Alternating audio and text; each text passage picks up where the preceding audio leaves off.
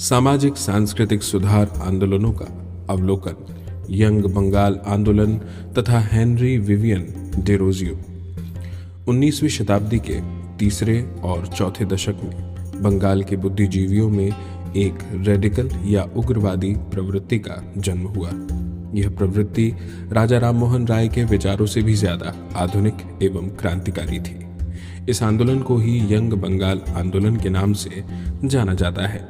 Hindu college में 1826 से 1831 तक प्राध्यापक के रूप में कार्य करने वाले एक तरुण आंग्ल भारतीय हेनरी विनियम डेरोजियो इस आंदोलन के प्रवर्तक एवं नेता थे।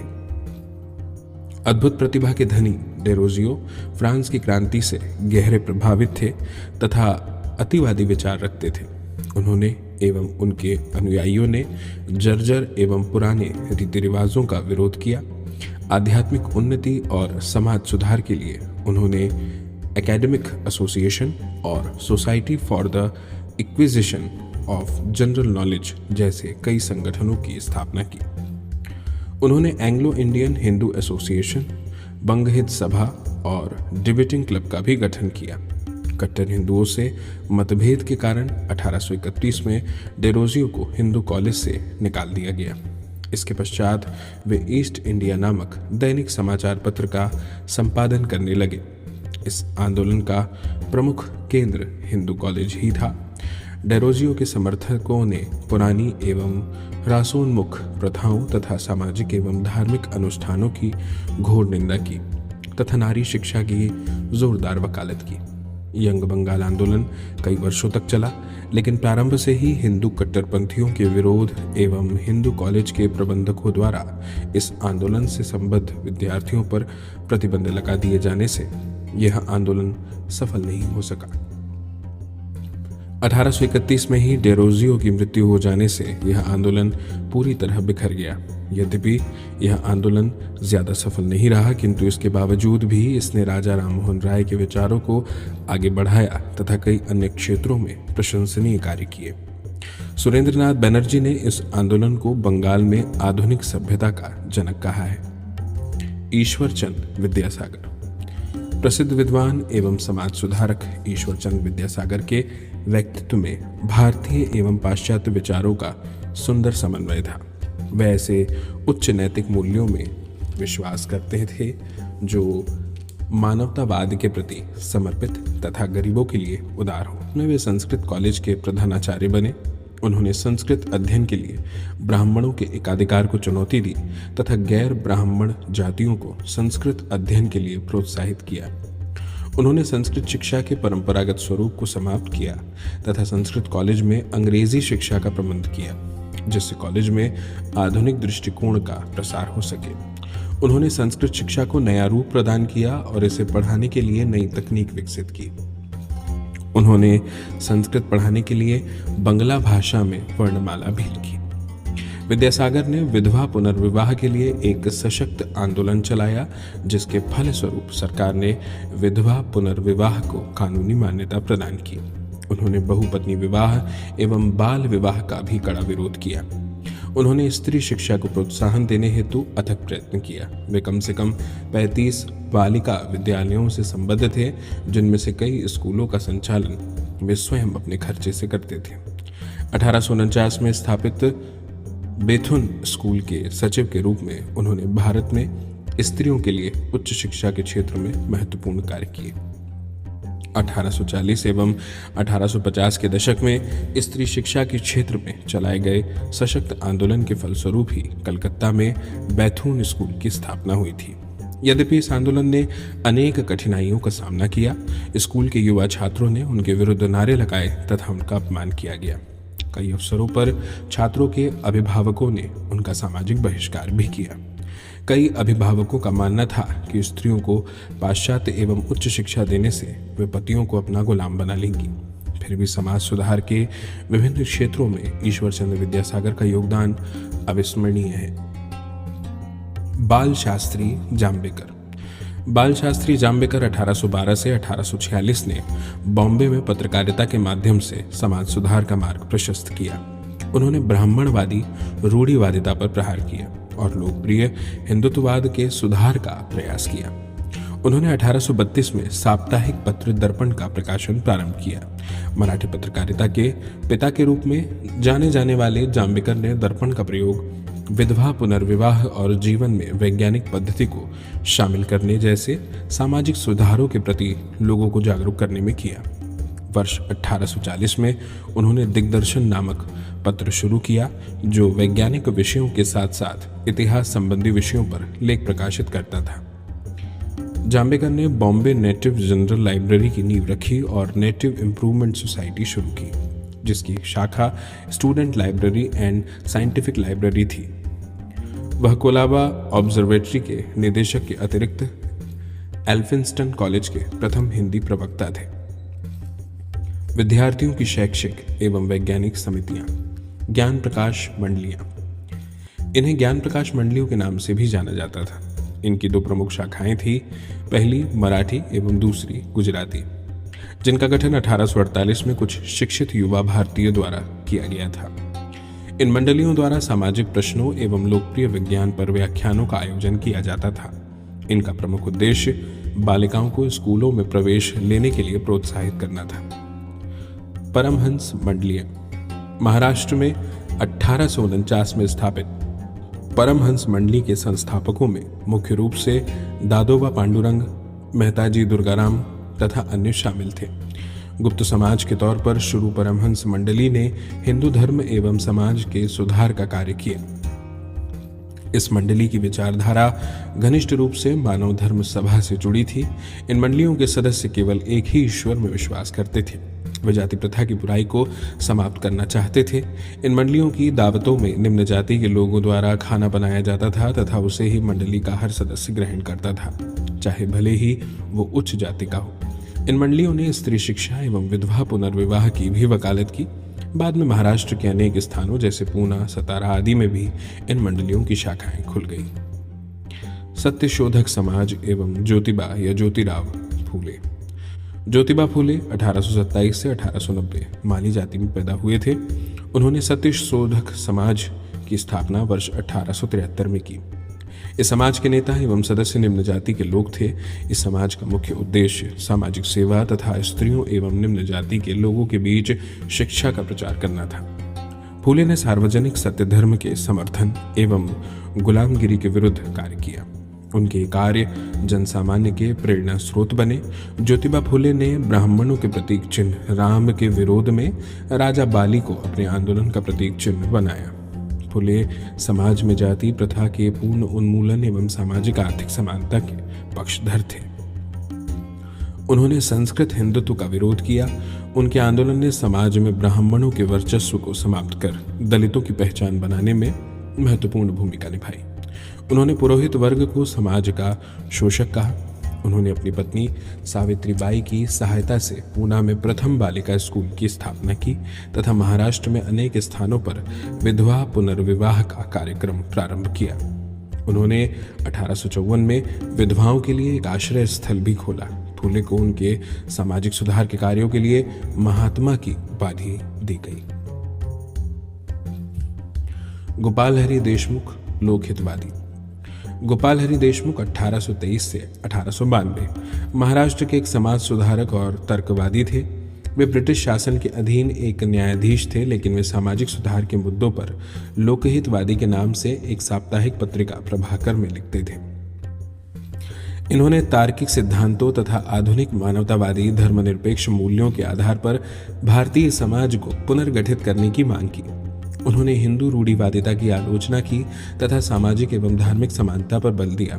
उन्होंने घोषणा की कि यदि कोई धर्म समाज सुधार की अनुमति नहीं देता तो उस धर्म को परिवर्तित कर देना चाहिए। उन्होंने हिंदू रूढ़िवादिता पर चोट की और सामाजिक तथा धार्मिक समानता का समर्थन किया। उन्होंने हितेचु नामक साप्ताहिक पत्रिका शुरू की और ज्ञान प्रकाश, इंदु प्रकाश एवं लोकहितवादी नामक पीरियोडिकल्स की नींव डालने में अग्रणी भूमिका निभाई। गोपाल बाबा वलंकर ने छुआछूत और असमानता के विरुद्ध आवाज उठाई और दलितों के स्वाभिमान और अधिकारों की लड़ाई लड़ी। उन पर ज्योतिबा फूले का अत्यधिक प्रभाव था। मराठा सेना से सेवानिवृत्त होने के बाद उन्होंने 1888 में अस्पृश्य समाज को लक्षित कर प्रथम मासिका पत्रिका विटाल विध्वंसक प्रकाशित की। अछूतों के सुधार के उद्देश्य से उन्होंने 1890 में महाराष्ट्र के रत्नागिरी जिले के दापोली में अनार्य दोष परिहारक मंडल की स्थापना की। किशन बंसोड़े।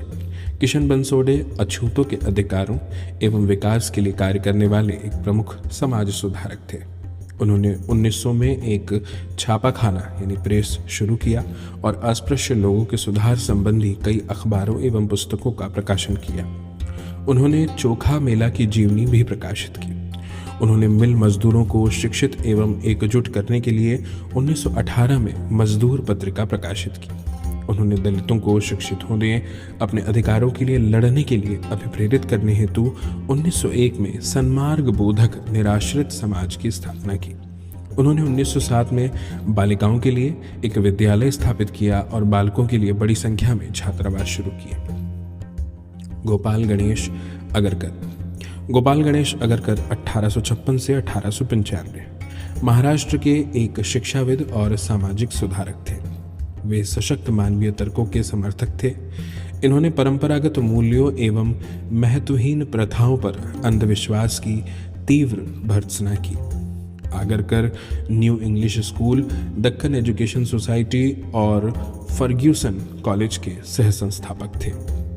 वह फर्ग्यूसन कॉलेज के प्रधानाचार्य थे।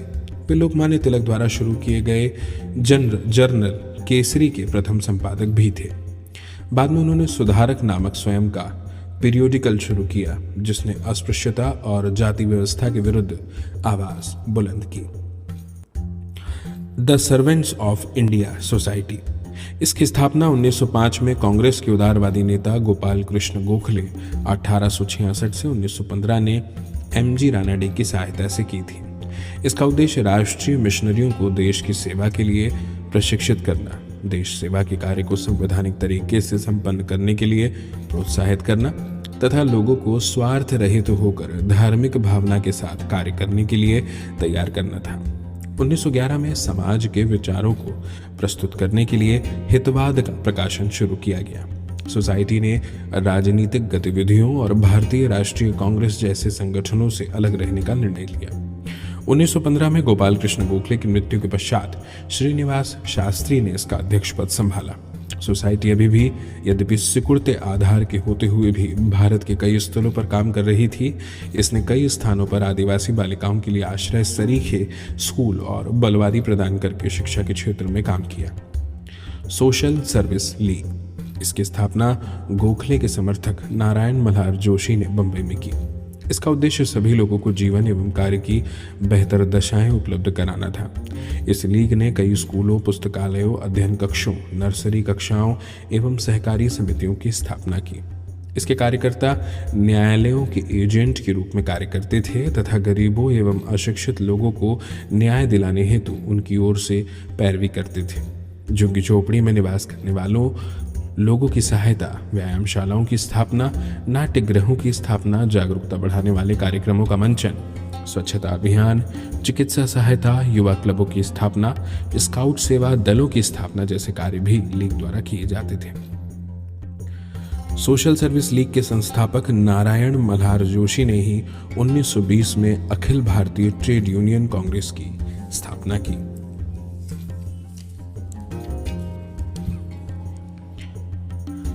रामकृष्ण आंदोलन एवं स्वामी विवेकानंद। बंगाल में ब्रह्म समाज के प्रयत्नों से बौद्धिक वर्ग में एक नवीन चेतना जागृत हुई तथा वे आडंबरपूर्ण रीति रिवाजों से हटकर भक्ति और योग जैसे मार्गों को अपनाने लगे। दक्षिणेश्वर यानी कलकत्ता के काली मंदिर के पुजारी रामकृष्ण परमहंस 1836-86 के उपदेशों ने रामकृष्ण आंदोलनों की पृष्ठभूमि तैयार की। रामकृष्ण ने बेहद छोटी आयु में आध्यात्मिक परमानंद की प्राप्ति कर ली। उन्हें मौजूदा हिंदू आध्यात्मिक अनुभूति की उच्चतम अवस्था प्राप्त करने का सौभाग्य प्राप्त हुआ। उन्होंने पुस्तक नहीं लिखी, लेकिन उनके मौखिक वाक्य ही उनकी शिक्षाएं समझी जाने लगी। उन्होंने चिंतन, संन्यास एवं भक्ति के परंपरागत तरीकों से धार्मिक मुक्ति प्राप्त करने का प्रयत्न किया। उन्होंने इस बात पर जोर दिया कि ईश्वर और धार्मिक मुक्ति पाने के कई मार्ग हैं, इन मार्गों में सबसे श्रेष्ठ मार्ग मानव सेवा है, क्योंकि मानव ईश्वर का मूर्त रूप है, इसलिए मानव सेवा ही ईश्वर की सच्ची सेवा है। उन्होंने अपनी नम्रता, मानवता और आध्यात्मिकता के द्वारा कलकत्ता विश्वविद्यालय के अनेक विद्यार्थियों को प्रभावित किया। इन्हीं विद्यार्थियों में से एक का नाम नरेंद्र दत्त था, जो आगे चलकर विवेकानंद के नाम से विख्यात हुए। रामकृष्ण परमहंस ने परमहंस मठ की स्थापना की। उन्होंने ध्यान एवं भक्ति को पाश्चात्यकरण एवं आधुनिकीकरण के सम्मिलित प्रयोग के रूप में ईश्वर उपासना का उपाय बताया। उन्होंने कहा, सभी धर्मों का आधार एक ही है, राम, हरि, यीशु, अल्लाह, सभी एक ही ईश्वर के अलग अलग नाम हैं तथा विभिन्न धर्मों में ईश्वर को पाने के तरीके भिन्न भिन्न हैं, लेकिन उद्देश्य एक ही है। 1886 में रामकृष्ण परमहंस की मृत्यु हो गई। स्वामी विवेकानंद, इनका जन्म 1862 में हुआ। वे आध्यात्मिक जिज्ञासा के कारण रामकृष्ण के संपर्क में आए तथा उनके शिष्य बन गए। इन्होंने रामकृष्ण परमहंस के उपदेशों को लोगों के बीच प्रचारित किया तथा इन्हें तत्कालीन भारतीय समाज के अनुरूप ज्यादा प्रासंगिक बनाने का प्रयास किया। वे नव हिंदूवाद के उपदेशक के रूप में उभरे। विवेकानंद ने रामकृष्ण परमहंस की शिक्षाओं एवं उपदेशों को प्रचारित करने के लिए 1897 में रामकृष्ण मिशन की स्थापना की। रामकृष्ण की शिक्षाओं, उपनिषद एवं गीता के दर्शन तथा बुद्ध एवं यीशु के उपदेशों को आधार बनाकर विवेकानंद ने विश्व को मानव मूल्यों की शिक्षा दी। उन्होंने सामाजिक कर्म पर जोर दिया और कहा कि अगर ज्ञान के साथ जिस वास्तविक संसार में हम रहते हैं उसमें कर्म न किया जाए तो ज्ञान निरर्थक है। विवेकानंद ने सर्वधर्म समभाव की घोषणा की और धार्मिक मामलों में हर प्रकार की भी संकीर्णता की निंदा की।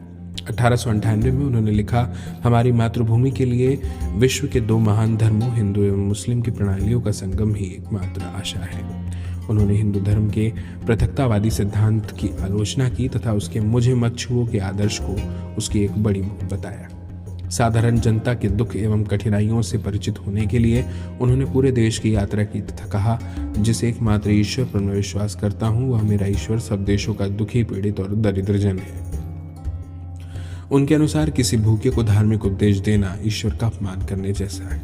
उन्होंने देशवासियों से स्वतंत्रता, समानता एवं स्वतंत्र सोच धारण करने की अपील की। विवेकानंद एक महान मानवतावादी व्यक्ति थे तथा उन्होंने रामकृष्ण मिशन के द्वारा मानवीय सहायता एवं सामाजिक कार्य को अपना सर्व प्रमुख उद्देश्य बनाया। मिशन ने सामाजिक एवं धार्मिक सुधार के अनेक कार्य किए। उन्होंने कर्मफल की सर्वोच्चता को प्रतिपादित करते हुए इसे ही सर्वश्रेष्ठ बताया। विवेकानंद ने जीव की सेवा की तुलना शिव की पूजा से की। उनके अनुसार जीवन स्वयं एक धर्म है, कर्म के द्वारा ही मानव का दैवीय अस्तित्व होता है। उन्होंने तत्कालीन तकनीक एवं आधुनिक विज्ञान का उपयोग मानव मात्र के कल्याण हेतु करने की महत्ता प्रतिपादित की। विवेकानंद ने अपने मानवतावादी और कार्य संबंधी विचारों को व्यवहारिक रूप देने के लिए देश के विभिन्न भागों में रामकृष्ण मिशन की अनेक शाखाएं स्थापित की। इस मिशन ने लोगों के लिए स्कूल, पुस्तकालय, दवाखाने, अनाथालय इत्यादि की स्थापना की। मिशन विभिन्न प्राकृतिक आपदाओं तथा बाढ़, सूखे एवं महामारी इत्यादि में भी लोगों की सहायता के लिए कार्य करता था। मिशन ने अंतर्राष्ट्रीय संगठन का स्वरूप धारण किया। मिशन एक हिंदू धार्मिक संगठन था, किंतु इसने अन्य धर्मों को भी महान बताया। आर्य समाज के विपरीत मिशन ने मूर्ति पूजा का समर्थन किया। इसके अनुसार मूर्ति पूजा उपासना का उत्तम एवं सरल तरीका है। मूर्ति पूजा से अध्यात्मवाद का विकास बड़ी सरलता से किया जा सकता है। यह श्रेष्ठ है क्योंकि मूर्ति पूजा से कोई भी मनुष्य बहुत कम समय में ईश्वर की वंदना में निपुण हो सकता है। हिंदू धर्म या वेदांत सर्वश्रेष्ठ है। इसकी सहायता से हिंदू सच्चा हिंदू एवं क्रिश्चियन सच्चा क्रिश्चियन बन सकता है। विवेकानंद ने 1893 में शिकागो, अमेरिका में संपन्न विश्व धर्म सम्मेलन में लोगों को यह बताने का प्रयास किया कि वेदांत केवल हिंदुओं का ही नहीं अपितु सभी मनुष्यों का धर्म है। उन्होंने अध्यात्मवाद एवं भौतिकतावाद के संतुलन पर बल दिया।